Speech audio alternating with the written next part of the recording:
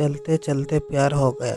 वो जब भी अपने ऑफिस से आया करता था तो कुछ दूर तक वो पैदल चलकर अपने घर पहुंचता था। तभी उसकी शादी नहीं हुई थी, लेकिन यही सोचा करता था कि अगर मुझे अच्छी लड़की मिल जाए तो बहुत अच्छा होगा। ज्यादातर उसका समय अपने ऑफिस में ही जाता था, क्योंकि काम बहुत ज्यादा होने की वजह से उसे अपनी आने में शाम हो जाया करती थी। उसके बाद भी वो अपनी फाइल को लेकर बैठ जाता था। उसके पास काम बहुत अधिक था, जिससे कि वो दूसरी बातों पर ध्यान ही नहीं दे पाता था। उसके माता पिता नहीं यही कहते थे कि तुम जल्दी शादी कर लेना चाहिए, लेकिन वो इस बारे में अभी कोई विचार नहीं कर पा रहा था। इतवार का दिन था, सभी लोग घर में बैठे हुए थे। उसके माता पिता कह रहे थे कि तुम जल्दी शादी करनी होगी, क्योंकि तुम्हें काफी वक्त हो जाएगा। अगर तुम अपने काम पर ही ध्यान देते रहोगे तो दूसरी तरफ तुम्हारे ध्यान कभी भी नहीं जाएगा। अगर काम के साथ साथ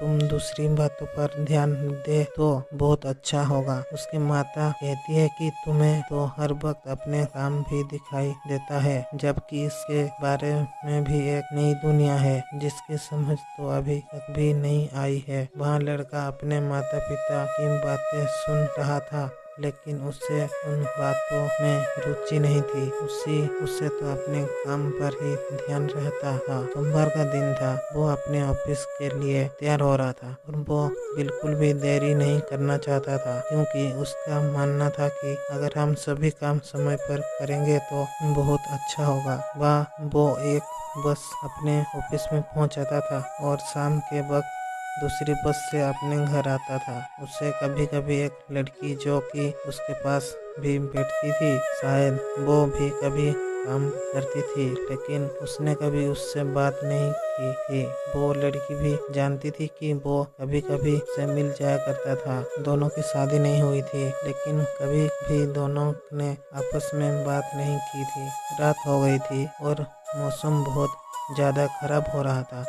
ऐसा लग रहा था कि कुछ देर में तूफान आने वाला है, और जैसा कि लग रहा था तूफान आ चुका था। उसके साथ बहुत तेज बारिश भी हो रही थी। वो दोनों वहीं पर खड़े हुए बस का इंतजार कर रहे थे, लेकिन बारिश होने की वजह से वो काफी दूर थे। दोनों में धीरे धीरे बातचीत शुरू हुई और उस लड़के ने कहा कि मैं आपको छोड़ देता हूँ। जब उस लड़की को पैदल चलकर छोड़ने गया तो उसे पता लगा कि वो उसी कॉलोनी में रहता है। इस कॉलोनी में लड़का रहता है। उसे इस बात का बिल्कुल भी पता नहीं था। उसके बाद उस लड़के ने कहा कि तुम यहाँ पर रहती हो? मैं तो इस कॉलोनी में पिछले गली में रहता हूँ। तो उस लड़की को पता चल चुका था कि ये भी यहीं पर रहता है। उसके बाद वो दोनों ऑफिस के लिए साथ में निकल जाया करते थे और घर वापस भी साथ में ही आया करते थे। धीरे धीरे दोनों में बातचीत शुरू हो गई और जिस दिन छुट्टी